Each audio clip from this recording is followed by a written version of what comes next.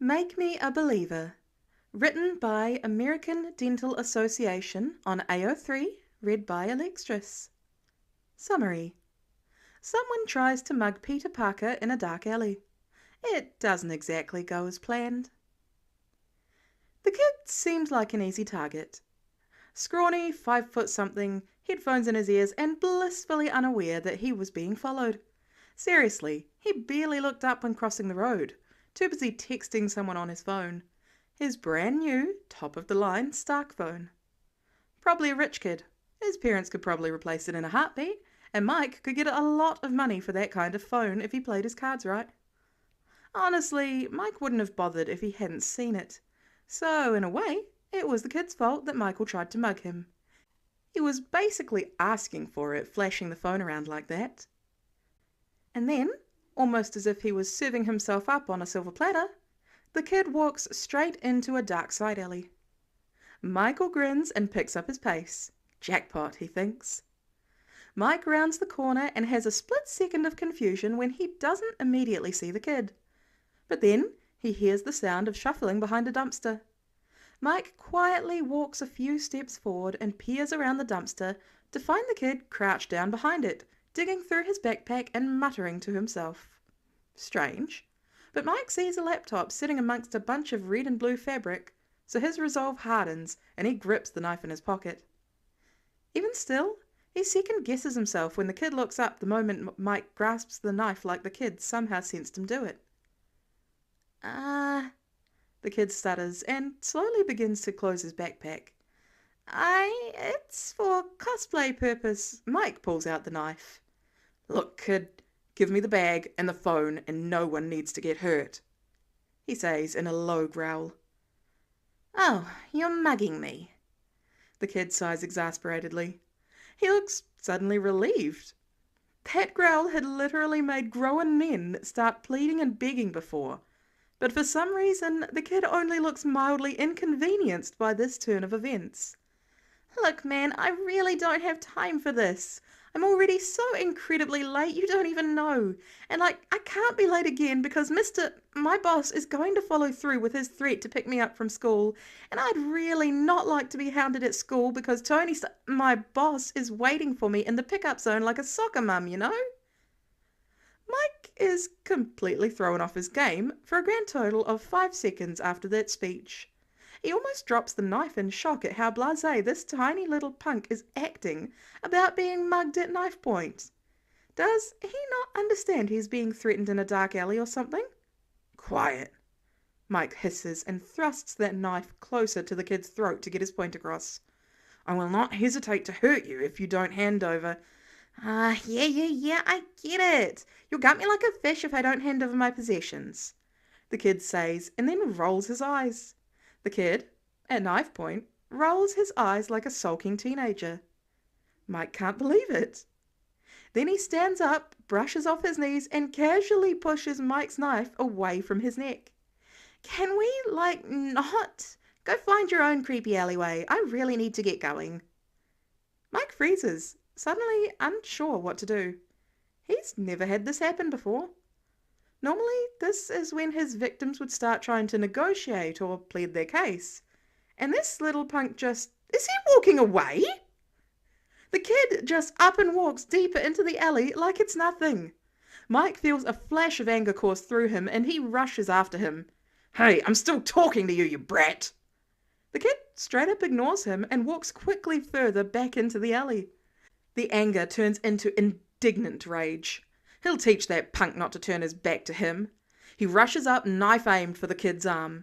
He raises the knife and the kid twists away and Mike misses his mark. The momentum causes him to stumble forward, arm outreached. The kid spins around and grasps Mike's hand in a hold like a steel vice. He sighs. Sighs! Like being assaulted is just an inconvenience, and tightens his grip just a little. Mike yelps and drops the knife. Look, man, I was really trying to give you an out here, but you can't just go around trying to stab people like this. People die in muggings all the time. Trust me, I know. And I can't let you have that on your conscience or let another family grieve someone they love over a few dollars, okay? Mike growls under his breath and yanks his hand out of the kid's grasp.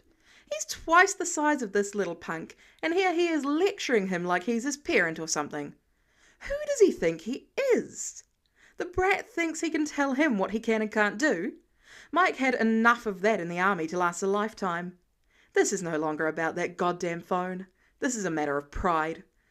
There is no way he's gonna let this pipsqueak think that he can get away mouthing off at him like this. He grabs his second knife from his leg holster and aims for the kid's stomach. There's no way he'll avoid this hit.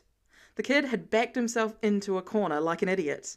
There's nowhere to run, and holy shit, the kid is climbing the wall! Mike actually does drop the knife this time. Quicker than he can blink, the scrawny kid is on the fucking wall above his head like some kind of demon child. What the hell? Mike begins to scream, but the kid lifts his hand, and for a second, Mike is certain he's going to rip out his throat. But instead, some substance shoots out of the kid's wrist and seals his mouth shut. Mike stumbles back, grasping desperately at the gluey substance. He can't breathe. Suddenly, he feels an impact and he's pushed backwards into the opposing wall. His shoulders painfully crack across the brick. He looks down and finds a web-like substance has him trapped like a fly. He tries to scream, but his mouth won't open. The creature crawls back down the wall and stalks towards him. Mike closes his eyes. Oh God, this is where he's gonna die. His life flashes before his eyes. He's sorry, he begs in his head, and he isn't sure to whom. God maybe, or maybe the creature in a skin suit stalking him in the alley. He shouldn't have tried to rob him. He shouldn't have tried to hurt him. Oh God, the thing disguised as a kid reaches forward to rip out his heart and pokes a hole through the webbing in his mouth. Mike gasps as air rushes back into his lungs. Whoa, sorry man. You scared me and training took over there for a sec. You okay? Mike realizes with a start that he looks pale and worried. Mike stares at the kid incredulously. The kid stares back for a second. Then he awkwardly shuffles his feet. So, sorry about that. I'll call the police to come pick you up. So, yeah. He gives Mike finger guns, cringes, and then shuffles away. He pulls out his stupid Stark phone, and Mike hears him mutter, okay, under his breath like he's trying to hype himself up. He dials a number and pinches himself hard on the leg as the phone rings.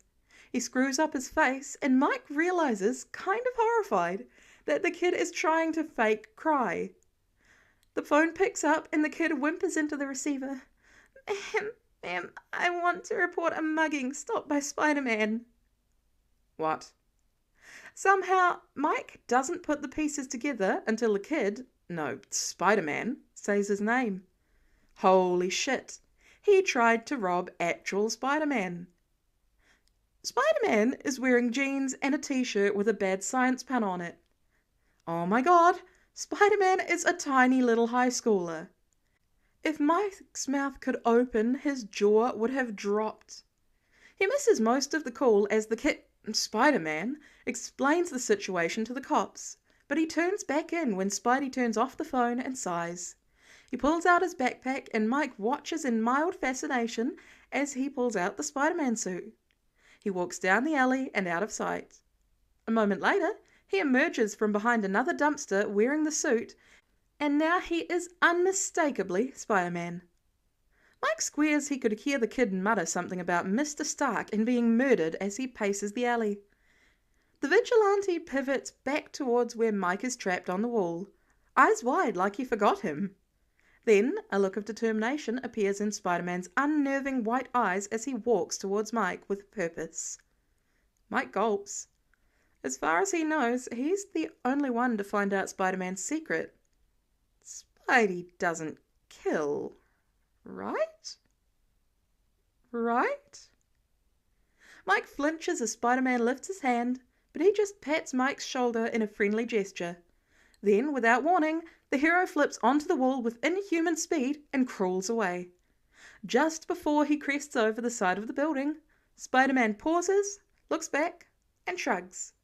No one will ever believe you. Mike blinks. Then, fucking Spider-Man waves, chirps a quick "K bye" and webs away. What the actual hell? The next day, he finds a letter in his cell with no return address, typed on expensive feeling paper that had nothing on it besides his full legal name, birth date, blood type, and the name of his favourite cereal. He didn't need the threat anyway. No one would ever believe him if he told them. End of fic. As always, if you enjoyed this incredibly funny little story, I highly encourage you to head over to the author's page and leave them kudos and praise. As always, the links to the original fic will be in the description or on the page somewhere, wherever it might be. Have a lovely day or night, whatever it is for you. Okay, bye.